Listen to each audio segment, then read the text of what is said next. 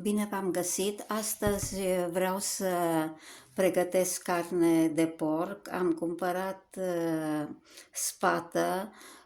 Pentru ceea ce vreau să fac eu folosesc spată sau fleică, să aibă și puțină grăsime, pentru că vreau să fac cârnați și din aceeași compoziție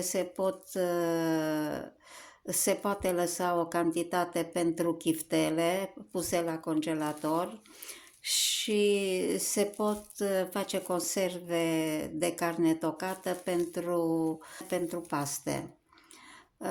Nu toc carnea la magazin pentru că am observat că atunci când o spăl rezultă o apă murdară, plină de spumă. Și eu obișnuiesc, am mai arătat să procedez așa, spăl 3 ape, aici este spălată deja și am pus după aceea carnea cu apă cu 2 linguri de sare, o lingură de oțet și câțiva căței de usturoi, 2-3 frunze de dafin și boabe de piper și lasă să stea așa de pe o zi pe alta și acum o spăl din nou. Spăl bucățile de carne,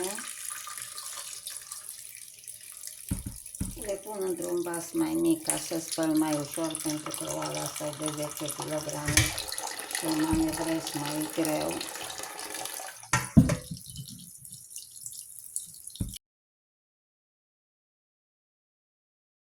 Las să se scurgă apa. Pun carnea scursă de apă într-o tavă și continuu să spăl și cealaltă carne. Aici am 2 tăvi cu carnea scursă de apă după clătire. O pun la congelator pentru o oră pentru a putea fi măcinată mai ușor. Am început să macin carnea, se macină până se termină toată cantitatea. Am terminat de măcinat carnea și acum o să fac o pastă cu blenderul din 100 grame usturoi. Am pus 2 linguri de piper, 2 linguri de boia, lingură de chimion și 3 linguri de sare.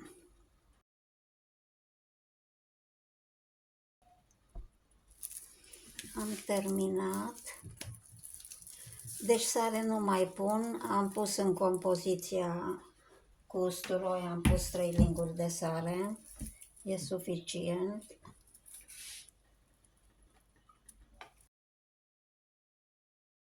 Voi amesteca foarte bine carnea cu amestecul de condimente. Mai adaug și apă, cam 300 de mililitri am pus ca să se poată frământa mai ușor.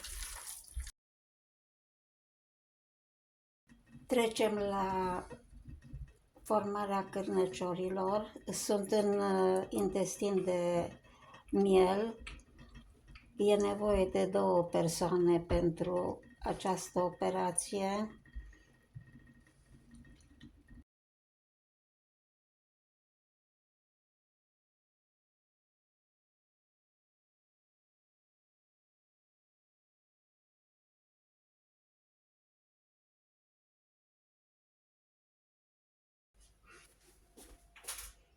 Deci prima e gata.